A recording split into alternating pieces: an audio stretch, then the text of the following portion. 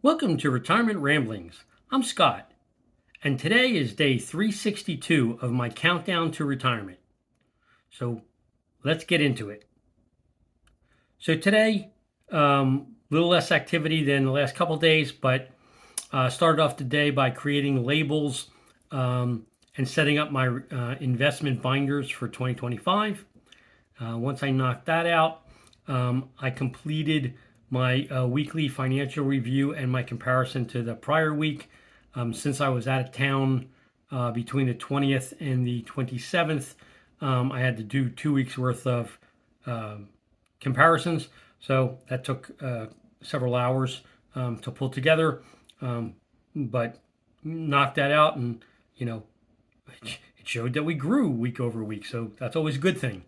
The next thing I did was set up a Sous Vide circulator because I wanted to be able to test the Sous Vide gift that I got for Christmas. And so that was the next thing on my list. Then I set up my 2025 net worth tracking sheet. So I got that out of the way. And then I created my 2025 income and expense sheet.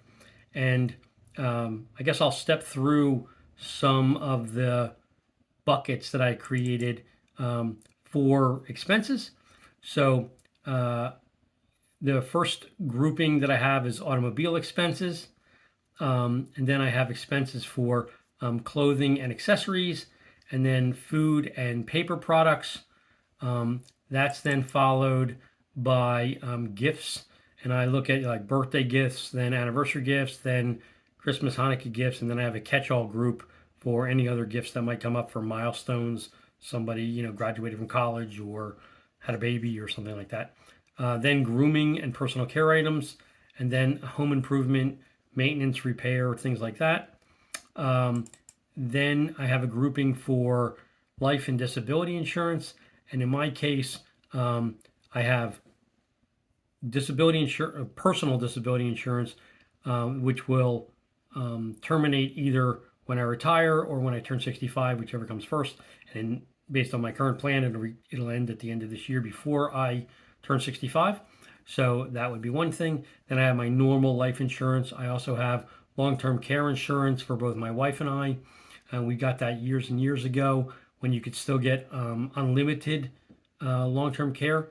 So we have a fixed amount per day for each one of us that, if we should need that care, it'll cover us with that fee for the rest of our life. And then I have a policy that I created for my son before he turned 18, so I could lock in the lowest possible rate for him, and that'll be gifted to him at some point in the future when he has a family. And then I have a policy that my father took out on me, that when he passed, I became the owner of the policy, and ultimately that policy will get cashed out at some point in the future, and the funds from that policy will be used to fund some bucket list trips that we want to do down the road in retirement. Then I have an itemized breakout of all of our different things that we think for medical expenses, and I group them differently between whether I pay for them using HSA funds or if I just pay for them using a credit card / cash, so that we can easily track which one is which. And since I have money taken out of my paycheck for the HSA, I want to make sure that I've allocated back the expense out of that bucket back in my normal expense tracking. And then I have real estate expenses, which include like my HOA association, things like that. Then I have subscription memberships. That's things like Amazon or Ancestry, Microsoft Office, whatever. And then travel, different trips I've got. So, my wife's got a milestone birthday this year. When I go see my son, go see my mother, parking, tolls, things like that. And then all of the various utilities that we have that I track monthly. And we use the Arlo doorbell. And I just got a notice from them that they're basically doubling the cost of the service. So I'm going to be looking to see, can I change the service where I no longer have cloud storage? And if not, I'll be looking to get an alternative provider, because paying $100 a year to have a doorbell camera to just upload minimal amounts of stuff to the cloud is not something that I'm willing to do. Like at $50, it made sense to me. At $100, it doesn't make sense.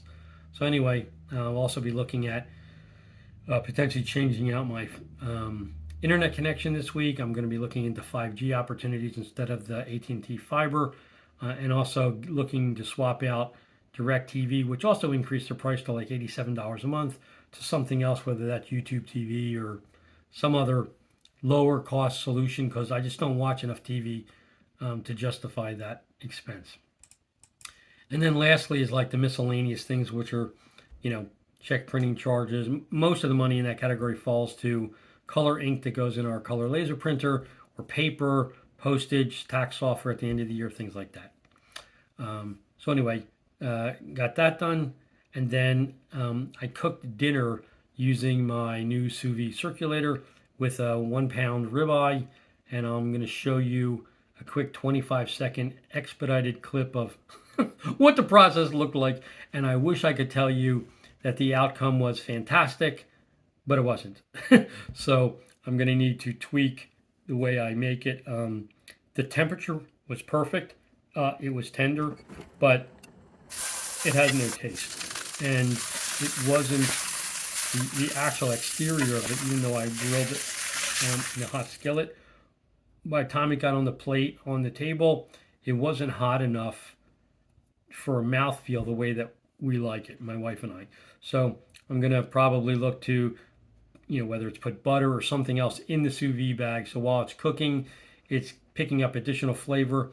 And then I'm going to need to figure out, I might stop at a few degrees earlier in the sous vide. So I stopped it at 130. I might stop it at 125 and then leave it on the grill for an extra minute to 2 minutes so that we get the exterior texture the way we want. It wasn't bad, it just wasn't as good as I was hoping. So anyway, that's all of the news for today. If you have any questions, comments, leave them in the comment section down below, or drop me an email at myretirementramblings@gmail.com. And until tomorrow, take care.